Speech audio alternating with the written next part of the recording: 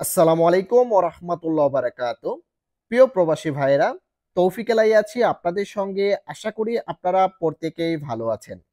যারা নতুন সৌদি আরবে আসতেছে তাদের জন্য আজকের ভিডিওটি খুবই গুরুত্বপূর্ণ।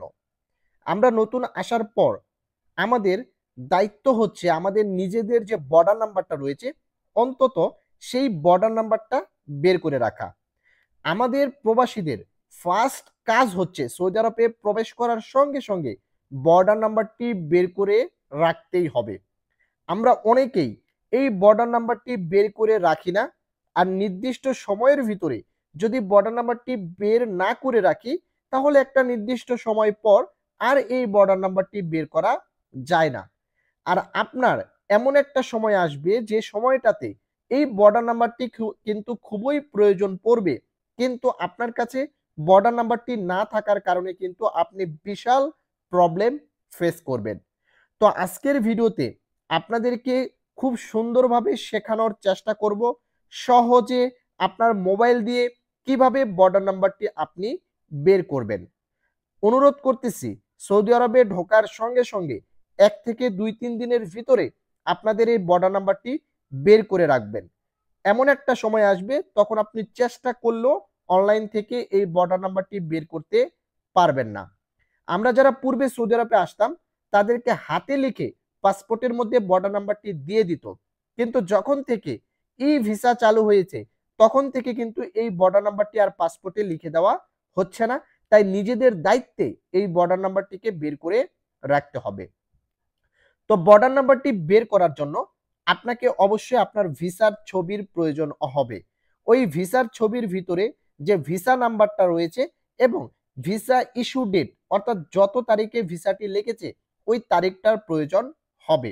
আপনারা উপরে খেয়াল করে দেখুন, প্রথম যে নাম্বারটা রয়েছে এটা দেখতে পাচ্ছেন ভিসা নাম্বার। এই ভিসা নাম্বারের প্রয়োজন হবে এবং দ্বিতীয়ত দেখতে পাচ্ছেন ভ্যালিড ফর্ম অর্থাৎ এটাই হচ্ছে ভিসা ইস্যু ডেট। এই ভিসা ইস্যু ডেটের প্রয়োজন হবে। এই দুইটা নাম্বার আপনারা হয় কোথাও লিখে রাখবেন অথবা ভিসার ছবিটা আপনাদের সামনে রাখবেন অথবা আপনারা এই ভিসা নাম্বার এবং ভিসা ইস্যু ডেটটা মুখস্থ করে রাখবেন। এরপর আপনারা সহজে কিভাবে বর্ডার নাম্বারটি বের করতে পারবেন এটা আপনাদেরকে দেখিয়ে দিচ্ছি। এরপর আপনারা যেটা করবেন আপনাদের মোবাইলের যে কোনো একটি ব্রাউজার ওপেন করবেন। ব্রাউজারটি ওপেন করার পর আপনারা সার্চ বক্সে গিয়ে টাইপ করবেন BORDER border NUMBER number CHECK border number check লিখে আপনাদেরকে সার্চ করে দিতে হবে।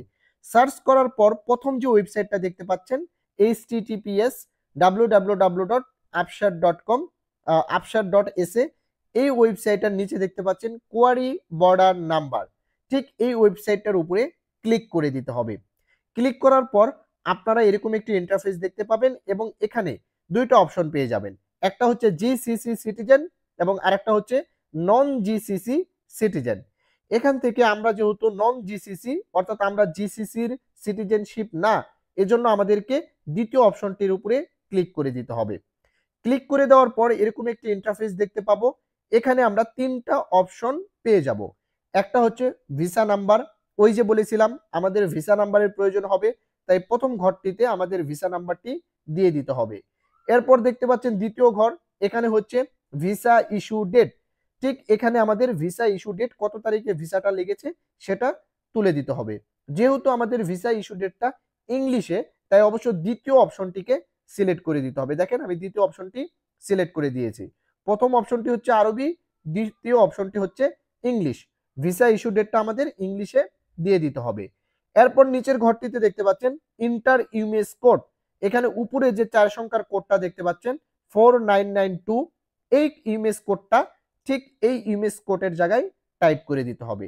এক এক সময় এক এক ইউএস কোড আসবে, আপনারা যদি বারবার চেষ্টা করেন দেখবেন এটার পরিবর্তন হবে।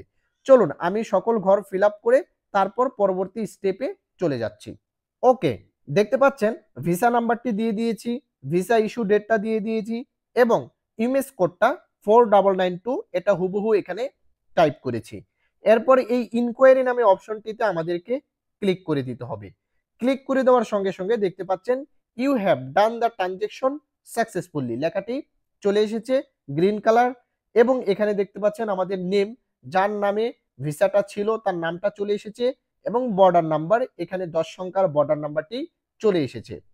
তো এই বর্ডার নাম্বার যদি আপনারা নির্দিষ্ট সময়ের ভিতরে না বের করেন, এমন একটা সময় আসবে প্রয়োজন পড়বে, কিন্তু আপনি এই সিস্টেমে অনলাইন থেকে বের করতে পারবেন না। অনেক সময় দেখা যায় টাইম শেষ হয়ে গিয়েছে, যার কারণে বের হচ্ছে না।